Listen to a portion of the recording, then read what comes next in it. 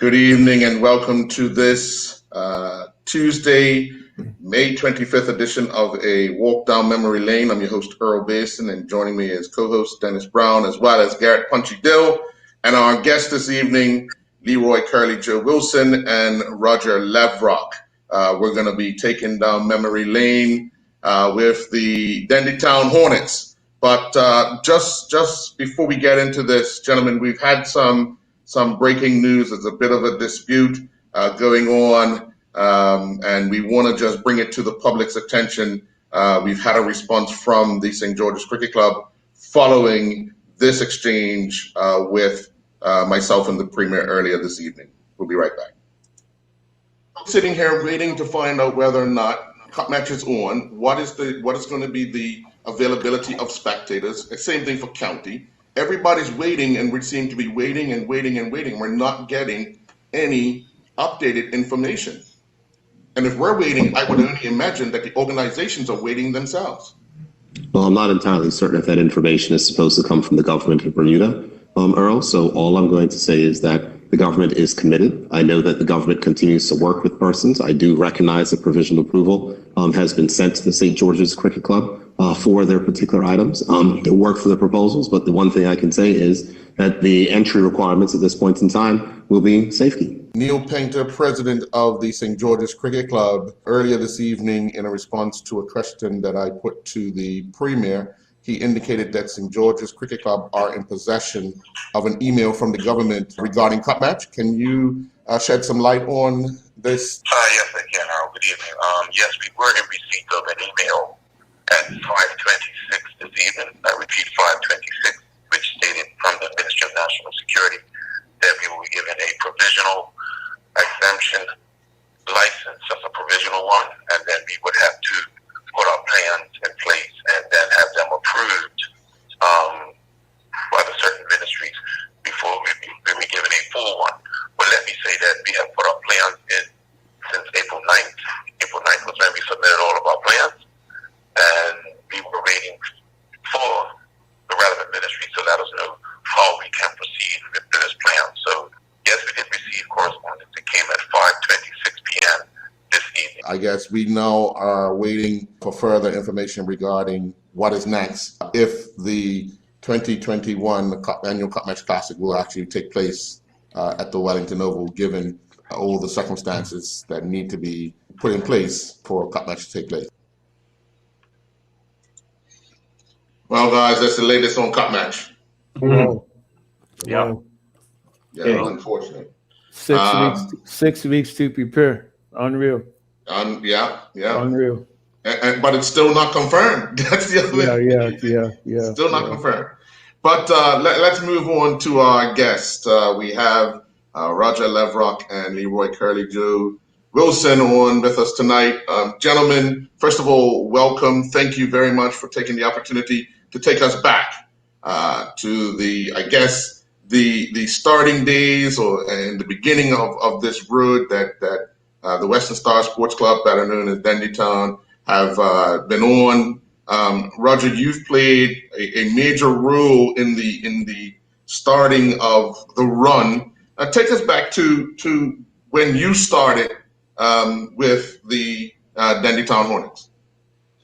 Wow, man, you're taking my memory somewhere else. But I have to first thank my coach, Curly Joe Wilson.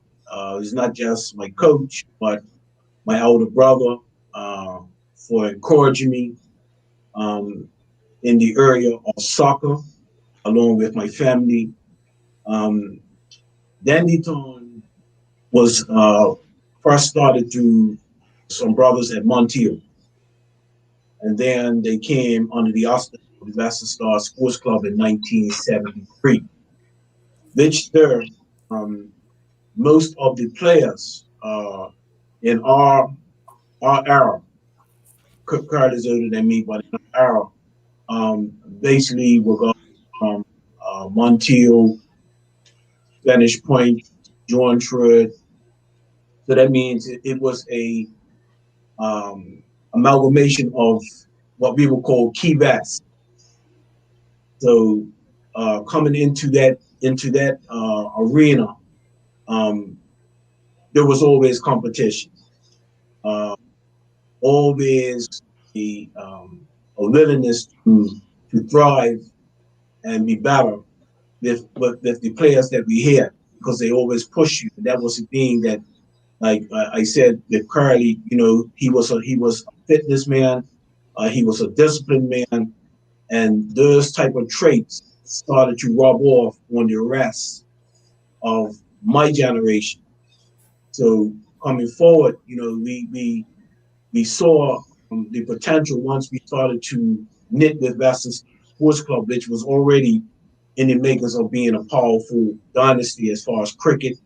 And believe it or not, many of the players, Arnold Manders, the late Porky Manders, Doc Manders, Wayne Spike Richardson, even Gregory Sampson, and others came from a cricketing background into the soccer arena.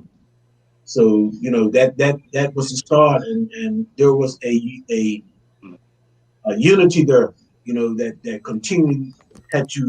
It was just evolving. It was so natural. It was evolving. I can go back and remember when we used to have those sidekicks after work. Guys coming right after work, like you're talking about 25, 30 guys on the small pitch. Everybody wants to be in the flow. So that alone built up your fitness and your skill level. And that's where we started to take things to the next level. Dennis? Yes. Good evening, guys. Good evening, Bermuda. I've always had an affection for Dandy Ton. Goes way back to the junior years, the Bantam years, where we played against Dandy Ton, likes of my cousin Charlie, Wayne Campbell, Marvin Campbell, Ashby, Gregory Ashby, and guys like that in those days, Leon Burchell. We always had battles, against Dandy Ton in the youth years, and even then, it was even more so when they became established in the first division. A question for both of you is, what was it like to? Because I believe you guys you started in the second division, and I would say you had a big help from a top striker from Somerset, Kevin Blackman Simmons, who was lethal. I was sad to see him go to Dandy Ton, but at the end of the day, I think he was one of the guys who was instrumental in the uprise of Dandy Ton. What was that like to see the the climb of you guys from the first division? Because I believe, Curly, you were the first coach. I started when they went on to the third division. Okay. I had just left Vesco to Gong early 80s, and I decided to do some coaching, and decided to coach Dandy Ton. It was a group of guys that I brought up with, sons, daughters, everything was family. So I decided to tell the club that or the older guys, not to take nothing from them, but we needed to build. And these guys were like 15 and 16 years old. So we decided to go into the third division, which we did. We won that. Then we went into the second division, and then we won that. Those 2 seasons was the best part of my life. The team was together, body, mind, skill, strength. It really made it easy for me to coach these guys. Rocco?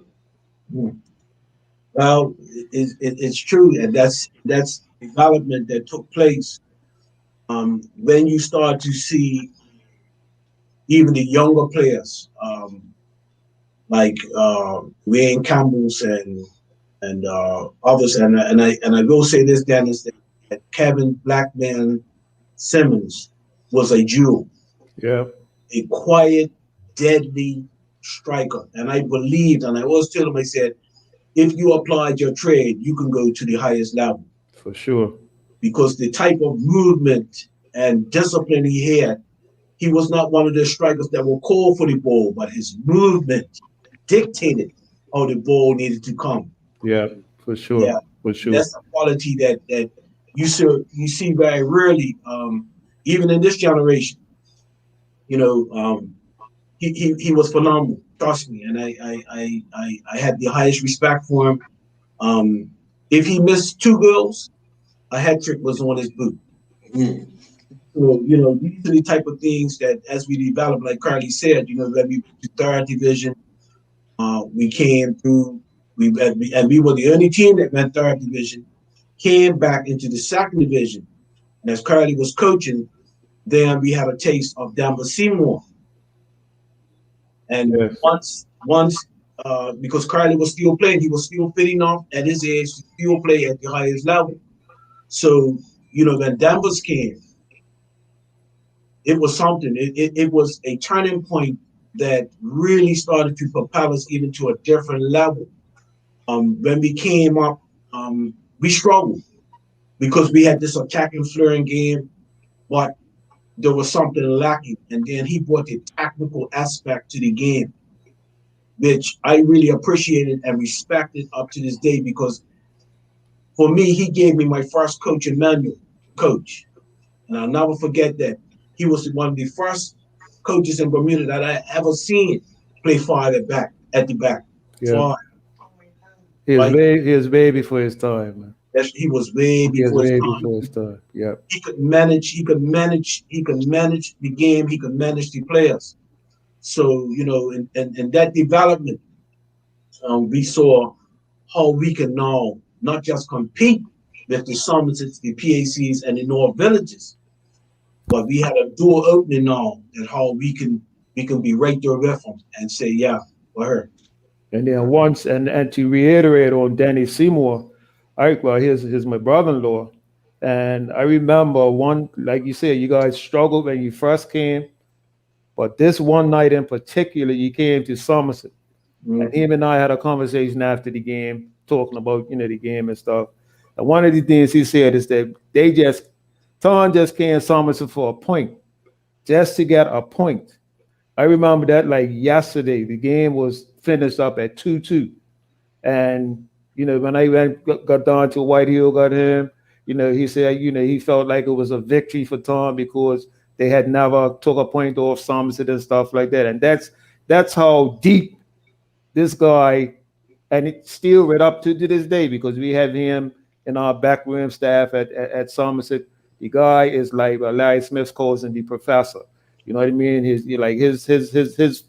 football intelligence is like second to none, man. Unbelievable. Punch?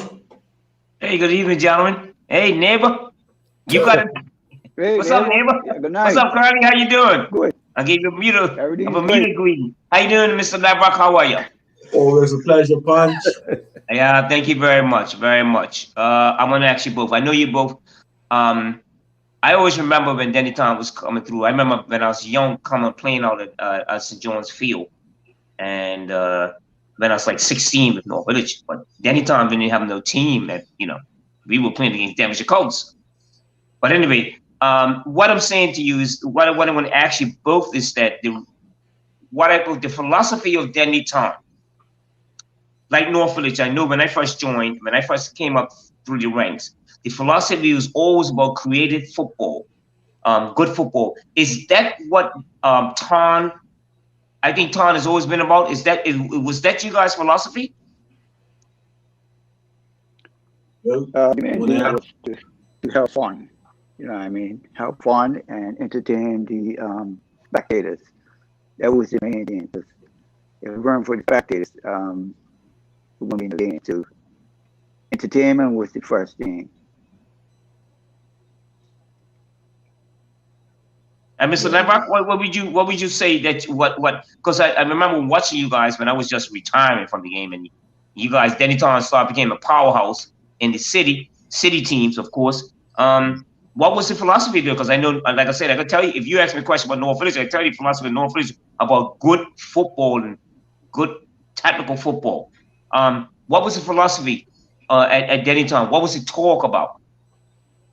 We talk, well, as Carly said, you know, we as a young group wanted to entertain. We had that philosophy that we can compete and play soccer against the best powerhouses in Bermuda, namely Somerset Trojans, PAC, North Village, and others. So within our gene pool, we started to develop that philosophy of not just playing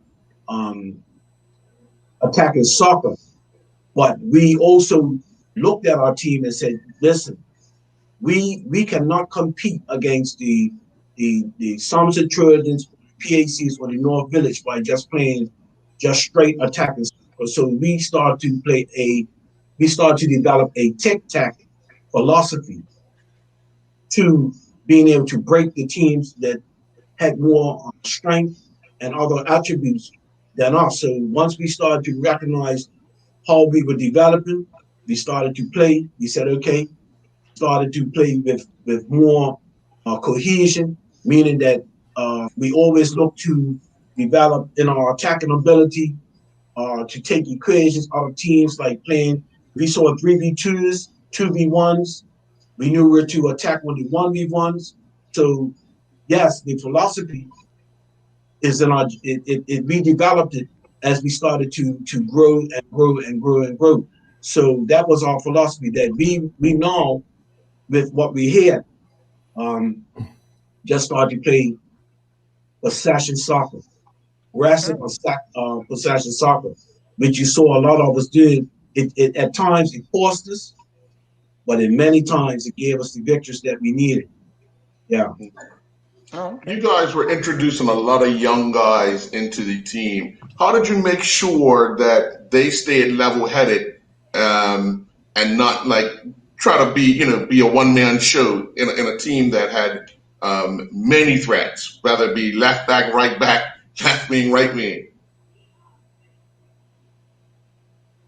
Well, like I say, it's more like competition. It was a lot of competition in the team itself for different positions. Like we had like maybe 7 right backs really battling up for a position and so on. You know, so it was a lot of competition in there, and guys really had to perform. You know. So we always had the skills and all that because we played a lot of football. Like you said, backyard football. We played football 7 times. You know, 7 times we had to play football. But the mental part of it, I had to strengthen them up with a lot of conditioning. And once we started putting our conditioning in, you saw a different level of players because we always had the skills, 1 touch and 2 touch. But the mental part of the game we didn't have until we started doing the conditioning. And then it flowed into the team itself. So we had bantams right up to the seniors doing the same things, so conditioning, going out on the house, doing your thing, all up the hills. While as time moved, you know, that floated in the program, so it became easier. And Rock, I'm looking at when, of course, what Coach Curley is saying is that competition it was relevant in the team, but how did you guys discipline the youngsters that were getting out of hand, looking to come into the team? Because we all know that there's always going to be a little bit of I should be in the team, and as a junior player, I'm better than this person, I'm better than that person. How did you guys work with that among the team to ensure that the player understood when your turn comes, you better grab it with both hands? Well, I'll go back to what Punchy said about the philosophy. Once we started to set that philosophy as our foundation stones, then it came to dealing with a great number of youth and not really mature. We had to set a standard and say, listen, if you want to play at what we call wingbacks today, we had different types. And I'll give you 2 examples. I'll give you Anthony Togosin and Kent Martin. Totally 2 different aspects of wingbacks. But when they had the opportunity, when we attacked, we had a philosophy. And that was that when we attack, that means we give everybody the autonomy to move. You don't have to move in the same direction, but you have the autonomy to move. Once we lost the ball, we stayed structured. So when you had like 4, 5, 6, and like Carly said, fullbacks, there were different things that we needed to adjust them to and say, listen, if we're playing against Carl Lightman, right? Carl Lightman and say Kevin Deal, PHC. What type of fullbacks do we need for this day? So once they started to see that it weren't just about your skill level, but how are we going to adapt to the opponent and be able to overcome that opponent, then you saw a certain discipline start to come in with players that wanted to play. So one of the things that we did establish is that because we were brought up the same way, is that your training has to be transferable to the green pitch. So when we looked at players and said, listen, you know, you're too emotional on this situation right here, which is costless. So you got to learn to manage that. So it's times that we had to sit down with players. It's times we had to put players on the sideline. And I'll tell you the truth. When I started to coach after Coach Curley, I had big numbers. I had quality numbers. But what we needed was a philosophy that will establish each and every player in their positions and be able to teach them how to play in other positions. So the competition was first. So I can give you an instance when we had college boys coming back. And I think some said the same thing. So you had the natural talent players right there. They've been there all this time, training, working hard, doing what they need to do. Then come around Christmas time and other times, you know, we bring back the Rip Cans and certain other men, and they come in and bring a different blend. And I'll share this here. This was one of the cornerstones of developing players to see the game in a more structural way, but still be able to hold to your natural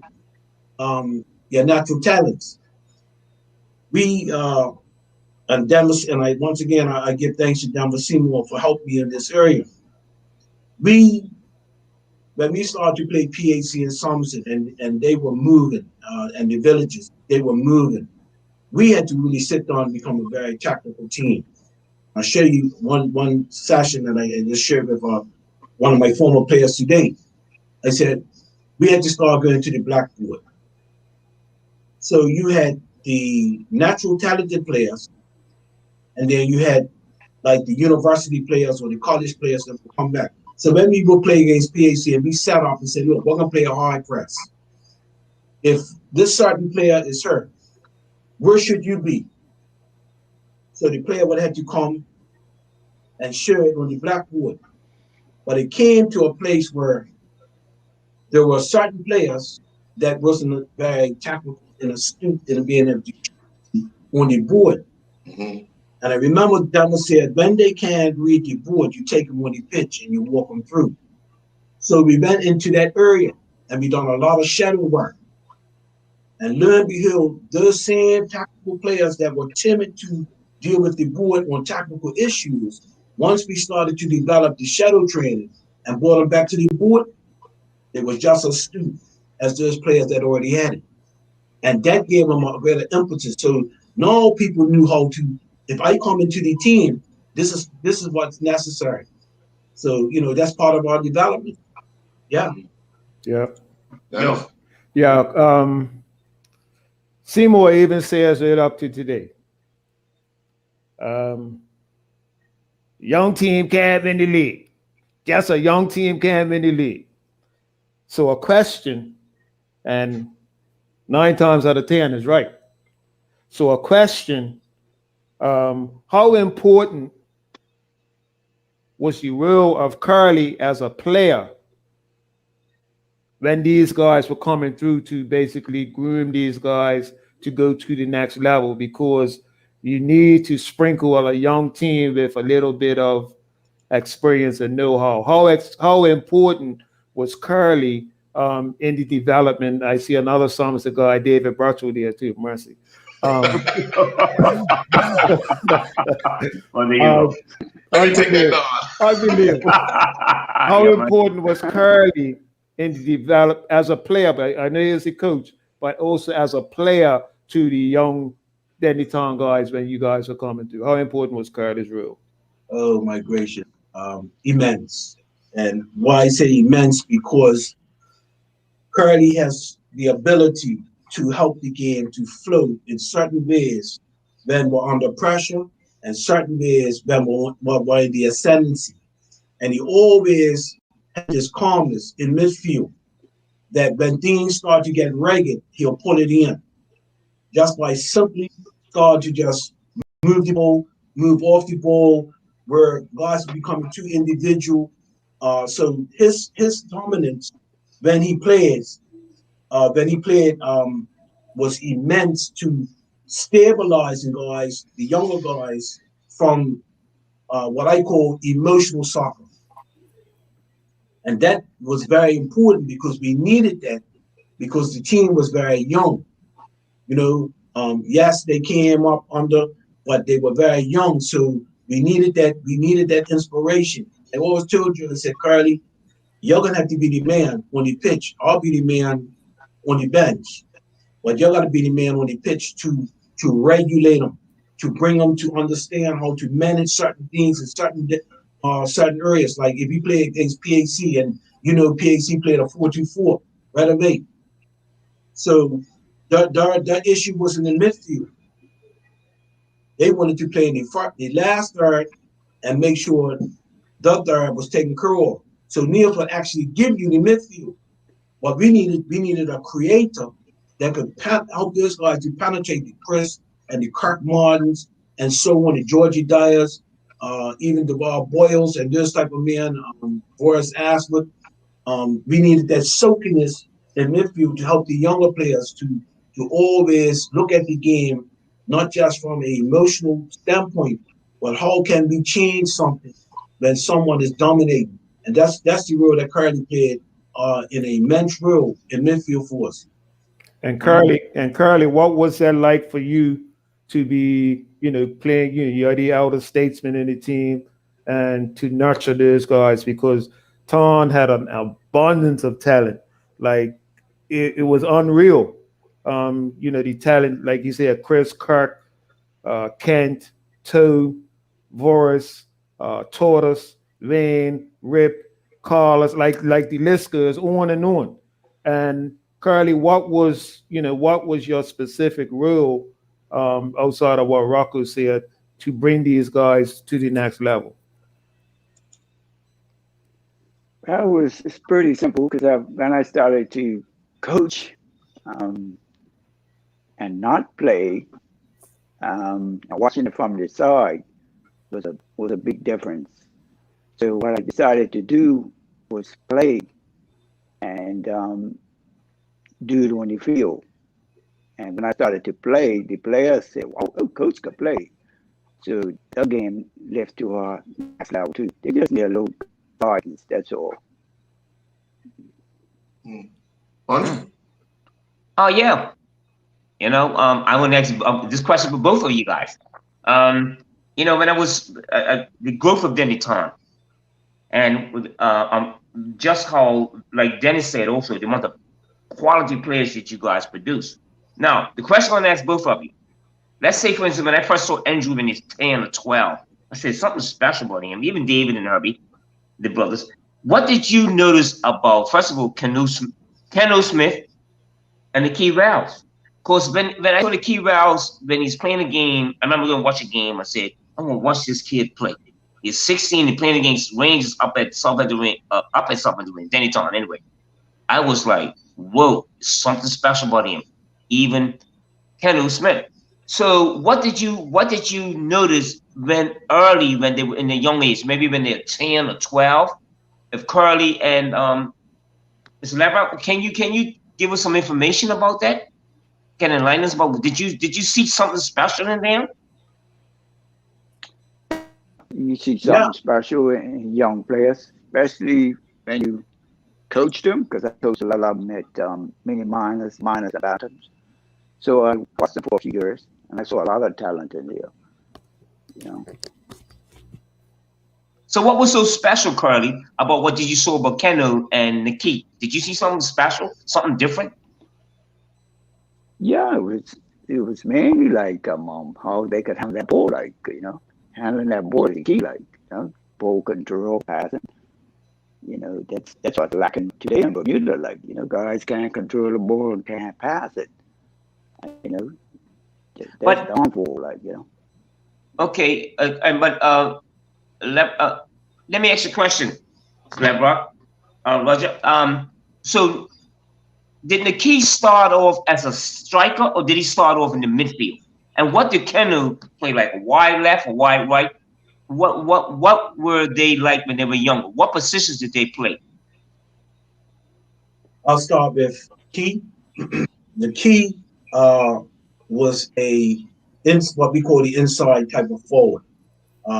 He was a ball carrier. So he had a drive to take on 2, 3, even 4 players. We saw that. We saw that in his development. He didn't like to play without the ball. We saw that in his development. We saw that he can change the game. We saw that in his development.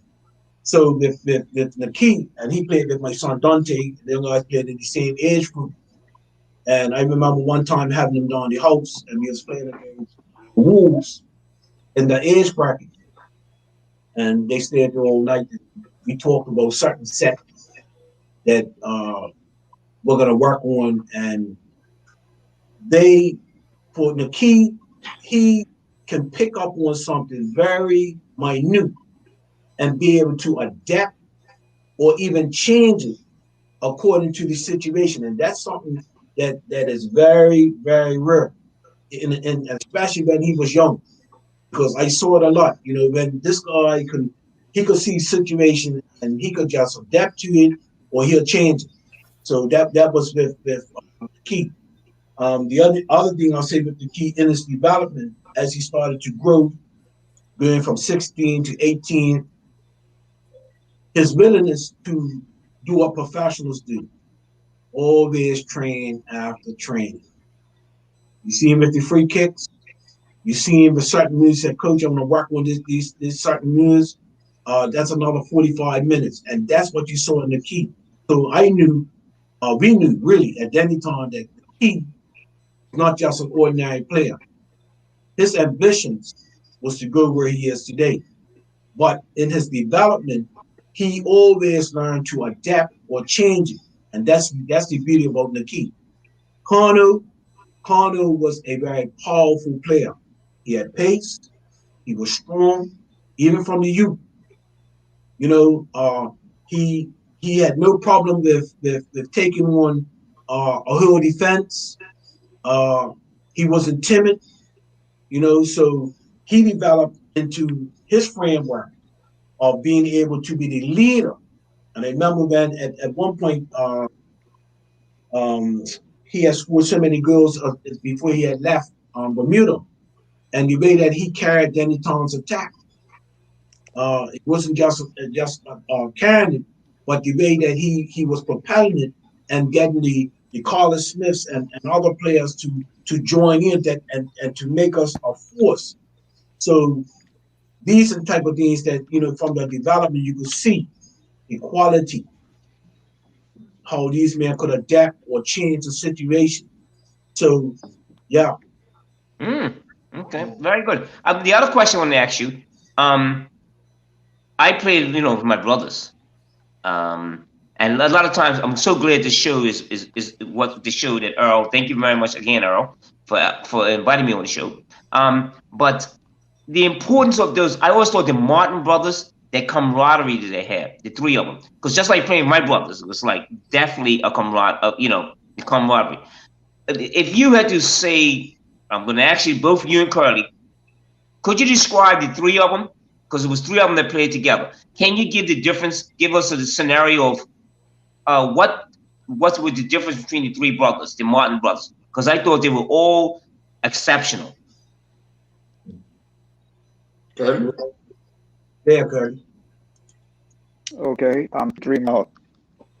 The Martins, what I found in them, they was always the same. They're strong, had a lot of ball skills, can control a whole game, even by themselves. Like certain games I played with the Martins in midfield. Certain games I played just two of them in midfield and four guys up front. And you saw a difference how two players can control a whole midfield and have no problems with it. And then it comes at a time that we really wanted to open the game on a bigger pitch. And then I put three of them in there. And you saw the difference. With Kent started in the middle of midfield. Chris was left and Kirk was right. But the thing about them, they had the understanding to move around. So if one went left, one would go right, and they would just keep interchanging. And it became easier. And they always kept the shape. The whole three of them didn't go at the same time. It was just about when somebody ran, somebody covered. That's how it was. Mm. Mr. Lebach, and your view of the three Martin brothers that I thought were, wow, something else. What did you think about the three of them? What was if you give us your perception of the different styles that they play? Sure. I'll start with Kent. Kent was rugged. He was fearless. He wasn't afraid to challenge any striker, any winger at any time. So, but he had a discipline about himself that was high grade. And I remember a game at Dennytown when Dennytown played PHC. Carl Lipen, before he had gone away to play professionally, and I remind him that he had to deal with Kent Martin. And if you beat Kent Martin on the halfway line, guarantee you Kent Martin would have you down by the corner flag. That was the type of Kent Martin that you really rarely find in wingbacks today. He could take control, and in that situation, Carl Lipen tried to switch to go on third side, and Neil shouted to him and said, "You go over there, you're coming right off." So that in itself is that Kent had a philosophy about himself that in his aggression, he was going to control the matter. Yes, you will get crossing, but I guarantee you, if you get down by that corner line, anywhere down that area, you're not going to make it. So that was with Kent. Chris was a ball carrier. Then I say that he can carry the attack. He liked to, I call him my entertainer. He liked to entertain. He was fearless. That means he was prepared to do the things that you would do punchy, like go to somebody's legs and, hurl up the ball and certain things. But he had a drive to him, and he had a big engine. For a small man, he had a big engine. He'll run all day for you, but he was skillful. The only thing that I always had to remind him, especially, and I'll use PHC again, is that when we would play PHC, Niels didn't worry about the midfield. And I told him, I said, you cannot afford to start stopping and coming back and beating this guy and going. I said, once we make that move, what going forward? But if you stop that and we lose possession, that means, number one game against PHC, again, he started to do that. Now his right on my side, where I'm sitting as coach. And all I said is, hey, halftime, you need to go back to what you was doing as you always do. When you're flowing, everything is flowing. But when you start to get into entertainment type of game of soccer, you're hurting the team. So I told him at halftime, I said, if you stop the flow of our flow again, well, you're gonna have to come off because that's not what we need. He was one that was he was fearless. He was fearless when it came to, he didn't care what size you were, how fast you were, but he would take you. And that's what I know about Chris. The general is Kirk. Sorry. In his mentality, he had this calmness. He was like a field general that could see the whole landscape of the pitch and know what to do and what range of pass to give and how to keep things flowing. So when we started to get out of shape, it was man like Kirk that would bring everything back into harmony. So when you look at these type of guys, they were unique, but one thing they had the same type of spirit, and that was the will to win. That was the Martin brothers. Thank you very much on that. And talking on Kirk, man, I mean, all of them were special. Like you said, Kent was like a warrior. Kent had the same mentality as most of the fellas back in that day, either the man or the bull. One of them's not getting cross. Chris, like you said, fearless. Like, you know, I'm big center back. Chris is fearless. Chris will go into anybody, you know what I mean? And Kirk, like you said, Kirk reminds me of a Kevin De Bruyne or what he does for Manchester City. Kirk was that, and it's only like it's regrettable that, you know, he didn't play for us that much at the national level because the guy was that special, you know. And also another special guy who I didn't talk about, Walter Musson. Walter Musson was in that era. It was two wingers in particular, Chocolate, who played for Somerset, and Walter Musson, two leftists, man.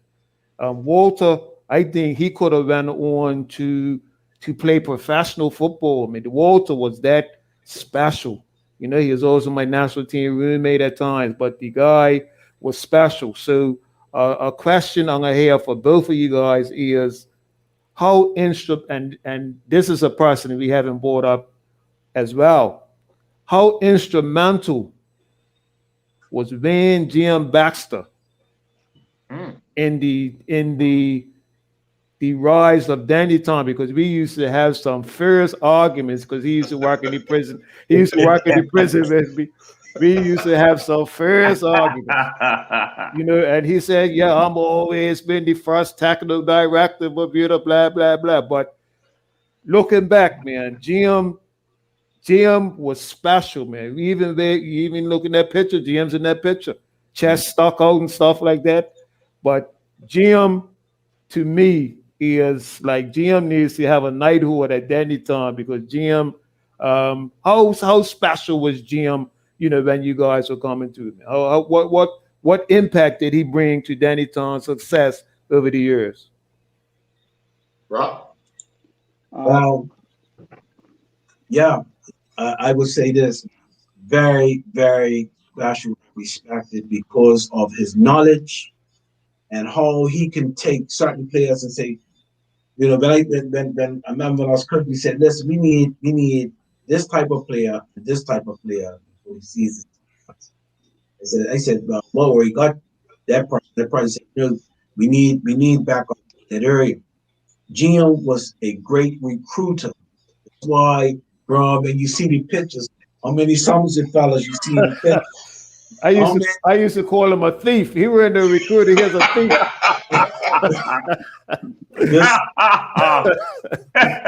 And you had to give it to him because he was a student. Yes. For the times that we needed certain things, certain tools need to be sharpened up, he will go there and he'll get them. I said, "Man, how you get this guy? How you get this guy?" He brought Neil Painter to the club. Yeah. That's when we first won the league. Yeah. So we was playing Tortoise, Wayne Campbell, and Neil Painter right down the diamond. And I said, we will not give up so many girls this season. You couldn't beat us in the air, and you couldn't beat us on the ground. That son was impregnable. But Jim had this knack of looking at something way past what he was seeing right there. And that's why guys just say, well, you got this guy, yes, and he got those guys. He got the Barkers, he got the Kevin Smiths. Kenny came for a small spell. Pumpkin. Pumpkin came. Yep. Who else was it? Kenny Banston. Yep. That was Jim. So he said, in order for us to sustain ourselves, we're gonna have to go and sprinkle and go get some other players that would help us, even if they help us with 2-3 seasons. Yep. That's how special Jim was. So his knack of looking at a development of a dynasty, you have to give him the utmost respect for it. Yeah. You have to. I just want to say something about Walter. I have to say this about Walter. This young man, he is my relative, but the uniqueness of this young man to be able to be so what's the word I want to use? It was just a joy to see this man take a hold of a whole left side. Yeah, unreal, man. I mean, unreal. He wasn't just fearless, but his skill level was way above what I had seen for a long, long time. Yeah. So, yes, all due respect, man. Walter should have been to the professional level. They would have crafted that left foot even they would have coached that left foot even more. I agree. Totally agree. Well done. Well Totally said. agree. Well said. Yes. Curly? Yeah, Coach Van Baxter. Yeah. His background in the club itself. Van has done a great job for the club, and he still is. And it's like great grandpa for a lot of them players there, and it's still there. So he's done a great job for the club.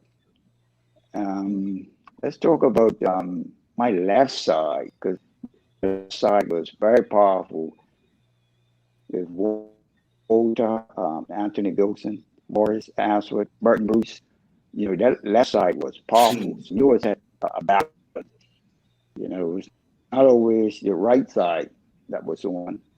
The left and right was always going at the same time. A lot of these teams find out the right side clicks, with us, we had both sides clicking. So that made the game even more interesting. Punch?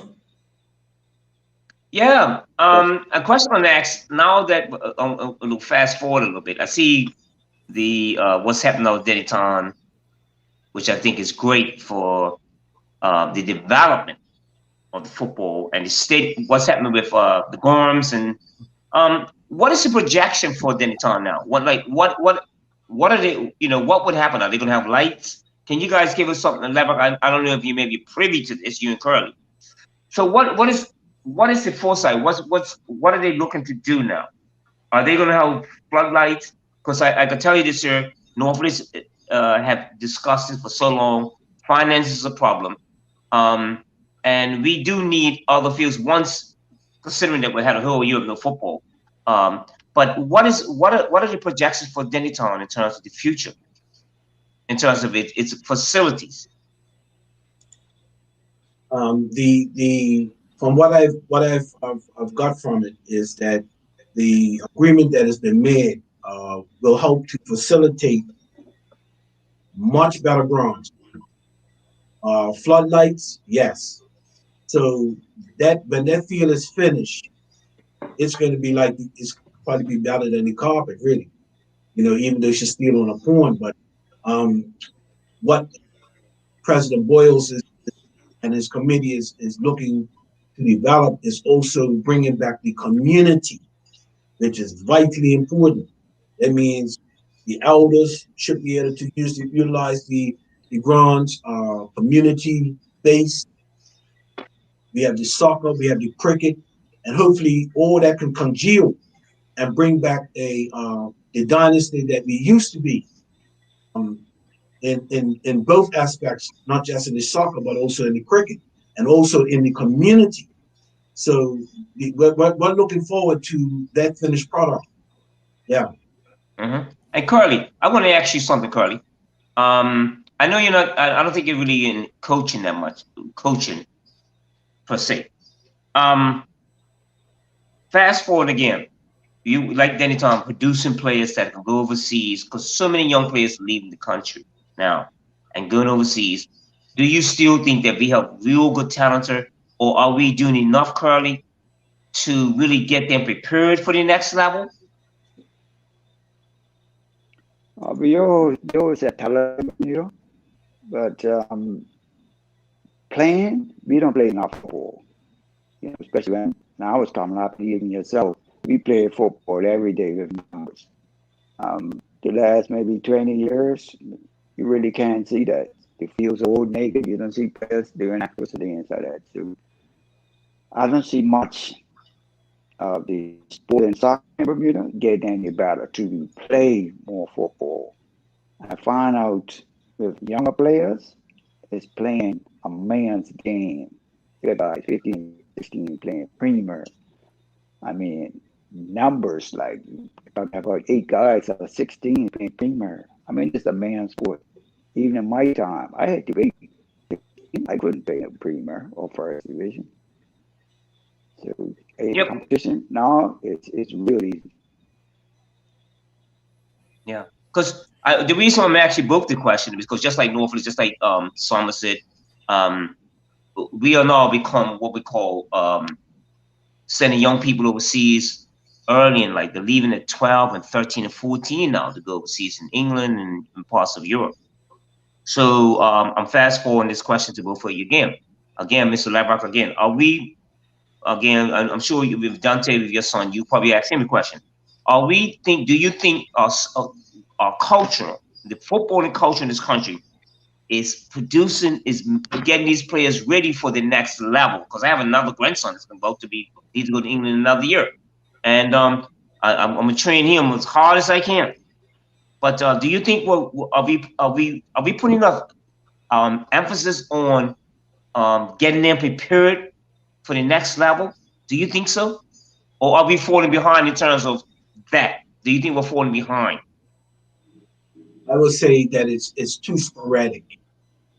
And what I mean by that is that if we went back, just say if we went back to our time, we had great numbers from Somerset to St. George's and was quality. But what we didn't do is to develop the infrastructure to be able to take it to the 10 years, the 20 years, the 30 years, the 40 years. And that's part of Bermuda's problem, that our infrastructure is it's not got enough depth to it to be able to take those young men. And I was thinking about this as I was meditating on this show, is that we have talked about this, and I believe in sports in general, Bermuda has the atmosphere and could have developed a sports complex, meaning for education and sports in every art of the sport, to develop our young male or females to go to the next level. So right now, if Dennis has got a group and say Earl's got a group and y'all got a group, it's too sporadic. So what happens to the gaps? Gaps never get filled. So if you understand what I'm saying, so I believe in Bermuda, we have waited far too long to develop an infrastructure. We could have used land in Bermuda to develop a university for sports. They get the education, the degrees, and also they would have the ability to be able to do, like if they're playing soccer, to train, because why is it sporadic? You don't have it in the schools. When Punchy, you know, Dennis, you know, Earl, you know, Carter, you know, when Churchill was playing Sands, or Churchill was playing Barkley, or Churchill was playing Worksat, you know what was happening. Mm-hmm. But you don't have that. It's too sporadic, so it leaves too many gaps, in my opinion. Thank you. Thank you for your answer. Thank you for that. Thank you very much. Yep. Dennis? Another guy who I forgot to mention, who should be knighted by Danny Ton, is Legums. Legums has been around, and I know because I stay in the area. I know when Danny Ton are serious and when they're not serious. And I know when Danny Ton is serious when I see these guys out Admiralty House like in June. I know that you have to get the word to my team, these guys are training now. And Legums is a big part of that. How instrumental was Legums? Because Danny Ton's always been a fit team.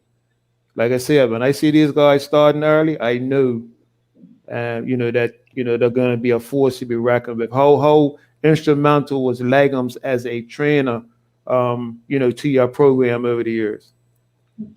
You can take that one, Curly. Yeah. Conditioning was key again, because Legums was always in shape, martial arts man and things like that. He had always been around out, and it was a matter of time before I decided to, move on. And I gave Mr. Ritson that chance. And whatever I done, he done the same thing. So whatever we do, we just do the same thing. But somebody else just take over. It does like a coach. And I was leaving. I got Mark Robertson to fill in. The club like it, but I gave him a chance, and everybody needs a chance. So he got that chance, and you could see today he's one of the powerful coaches. So everybody needed a chance. So that's what happened with Mr. Wren. I gave him a chance, and he took it, and it's still there. And it's done a great job for the club. And a question to Rock. Tell us what it was like to win that first FA Cup for Dandy Ton. I believe it was a game at Wellington where it was when it 1-1, and then you played the replay at BA. Yeah. Tell us what was that like to win the first FA Cup for Dandy Ton. What was that like? It was awesome. Words can't really explain to me to see the joy, not just with the players, but with the community. Yeah. The community, man. You felt the atmosphere, and it reminded me when we took the cup from St. Somerset. I can't remember that. 83. Yeah, you remember. I can't remember that. Can't recall. Yeah, but I just want to throw that in there. But the atmosphere, it's the atmosphere of winning the FA Cup. Yes.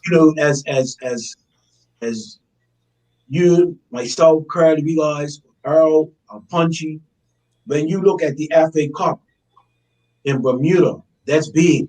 Yeah. Like, that's big. You're winning the FA Cup. So for the players, man, they had put the work in. We had put the work in. And remember, in that area, the teams were first. Like, we had to get cause Somerset, we had to get cause Village, we had to get cause teams that, listen, they could have knocked us out in the first round. And to achieve that first FA Cup, man, was so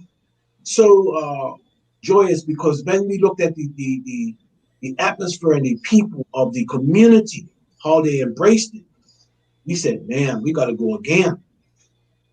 So that first FA Cup, man, was like, wow. And I would even say, like, when we first won the league, to win the league title, because we came second, we came runners up the year before to you. Yeah, I remember that. So we knew we was coming. We said, no, yes. This year, the year that we won it, our preparation, we started almost 4 months before the season started in our preparation to win the league. So when you talk about the Legums, when you talk about the Heels, when you talk about Admiralty House, when you talk about the heel against St. George, when you had guys competing, saying, listen, in this part, This is the only way we're going to do this. So there was a drive, just like the FA Cup. It was a drive. We wanted to taste it. We wanted to take. We kept seeing Village. We kept seeing PAC. We kept seeing Somerset tasting this trophy. And I said, how bad do you really want it? So when they made up their mind, they put the work in. And the results, still got the taste in our mouth. Yeah. Because remember the year before you won the league, you were leading us. We played you the second last game of the season. You were actually leading the league by 1 point. Yes. So in order for us to basically go ahead of you guys, we had to go on St. John's and beat you. And like I remember this like yesterday because the crowd was so. It had to be about 5,000 people to us in George Field. Easy. And, you know, Troy Berkeley, God bless his soul, scored like in the first 5 minutes. This girl that, God bless his soul, Porky, he only saw it when he picked it out of the net.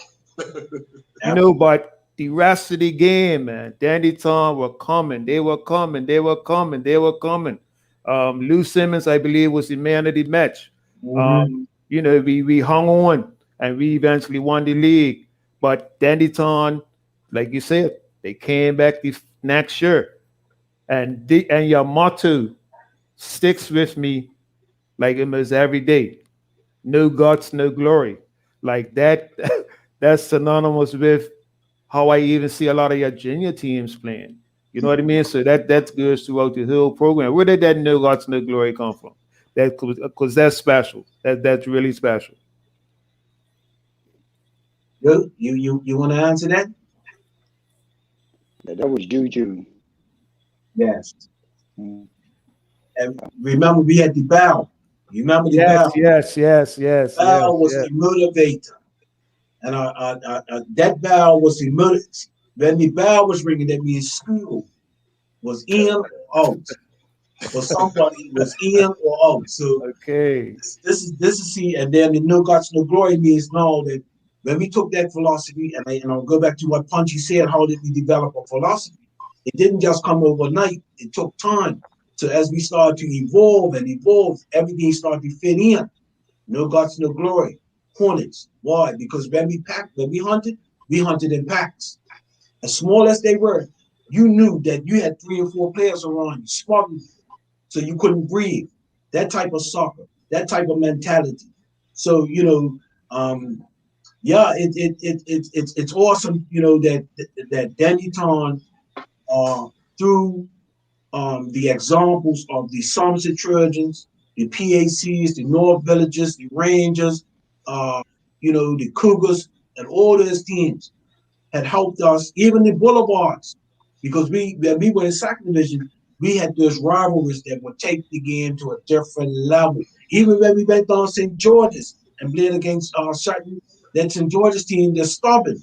See, so you know, when we look at all those aspects and put it back into the pool, you can see where how a team could become a dynasty or it become nothing. So we took the challenge each and in every step. Even when we failed, we looked at it, we analyzed it, said, okay, all right. So when Somerset took us by that 1 point, yeah, that was heartbreaking on it at Dandytown. When we was that close to putting our hands on that trophy, and because of one thing, but what we always appreciated is what we offered to that game of entertainment when we lost that game, because it was an awesome game. That was. Final question, Punch? Yeah. It might bring up some sad memories, but I'm like, yeah, Porky Mendes, or bless him, I know his past, you know, I'm sorry. The Mendes family itself, because I remember the mother. And tell me, you and Curly both, what, like Porky, his brother Arnold, you know, the family itself, those guys themselves, what importance I just thought, I remember Porky playing, I always thought he's a short goalkeeper, but tremendous spirit. You know, he's passed on. But what were they like, those Mendes brothers? What did they bring to the club? Okay. Yeah, okay.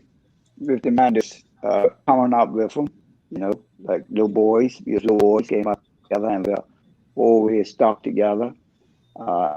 Anything they put their hands on, they were good at it, no matter what type of sport it was. It was always competitive, and they've always been that way.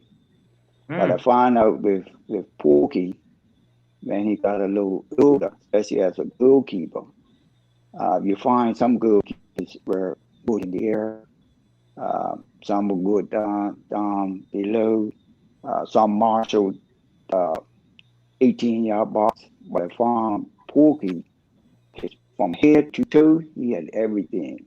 You know, he could think the game, he kick left, he can kick right, he can control the ball, he dictates his defense, and everything that he said that was in front of him, he made sure they done it. And he has some heart on our backs. With Van and Troy, O'Loughlin, he was the one that could control them. Right? And he controlled them well. Also, I found about Porky, if somebody had a breakaway, I had confidence in Porky to stop him. He was that type of player. Arnold, the senior one, right? A lot of heart. Arnold was a goalkeeper too. He played right back. Andre, another goalkeeper, but he liked to play striker, but he ended up playing in the goal. But it's just community. Everybody came up through the community. You know? Mm-hmm. And you, Mr. Levitt, Roger, what do you, Porky, and the importance of the Mendes brothers to the development and of Danny Tom? Big. I mean, big. See, they are part of the foundation stone. Lesson. And I mean, they're my family, my cousins, you know, I like Carly. Carly stayed over her, and they stayed her. Between those two houses, that's where I live. Porky was a very astute type of person. He would look at and analyze situations. And what Carly said is correct. I believe he was one of the best one-on-one goalkeepers that I have seen. Yeah. And I know it was times when Somerset had us on Iraq, and he came to the forefront and saved us. So he had that ability, like Carly said, to be able to assess the situation, adjust to the situation, and control those that were in front of him. And from the change room, when everybody was going a little haywire, he would just say two things. What did we come to do? Everybody would pay attention and bring themselves right back in the order. So, you know, that was Porky, man. Porky, you know, God bless his soul, man, that you know, what he offered, man, was it's big. It's big in the community. It's big. With Arnold became, you know, me and Arnold getting in a lot of trouble, but anyway.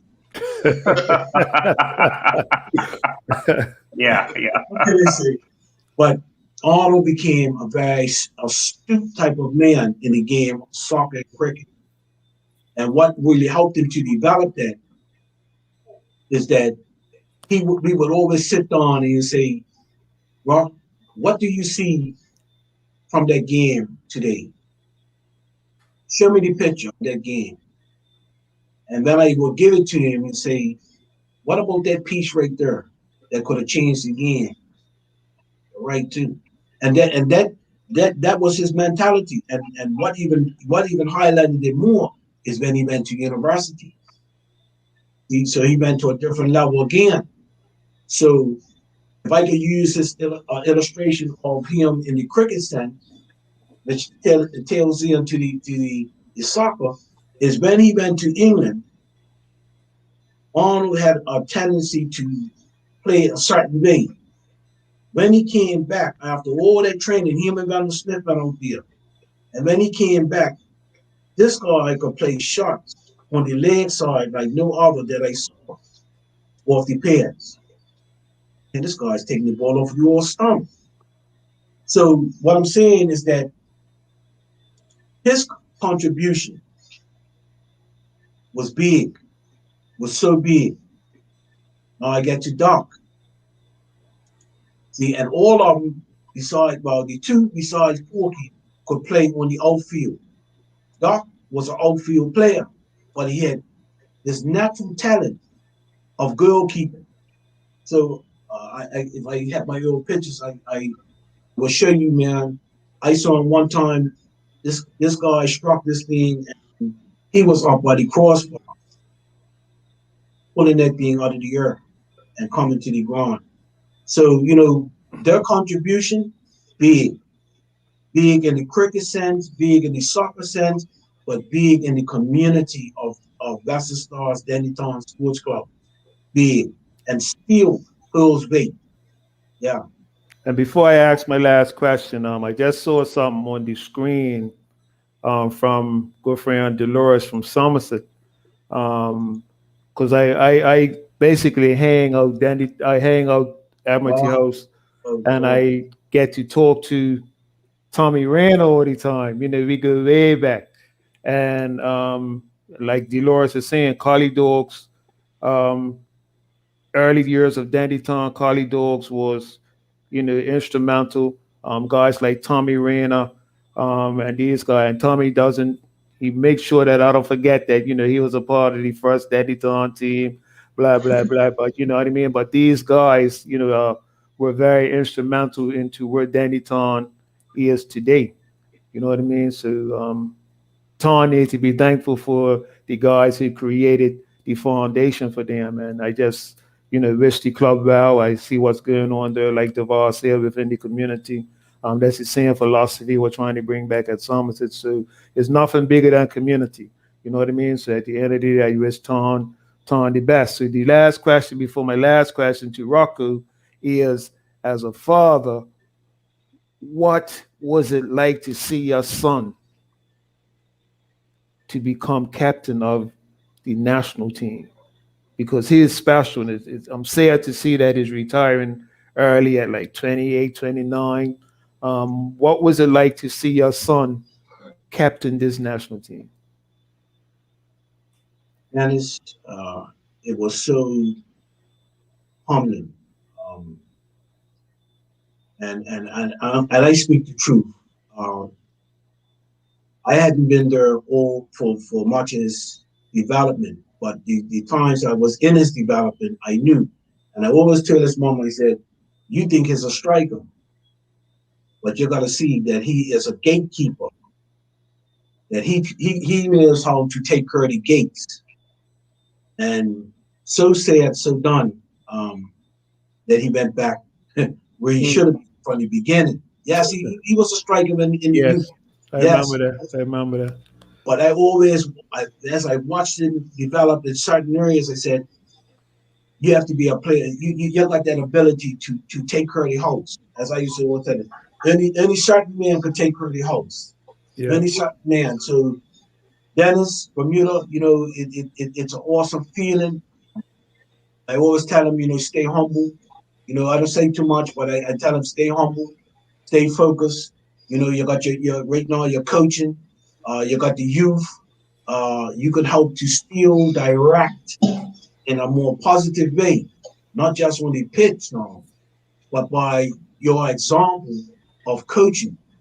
You know, so it's awesome, Dennis. You know, I'm so thankful. I think it's, you know, I'm thankful to his mother for sticking with him and being the type of person she is. Oh yeah.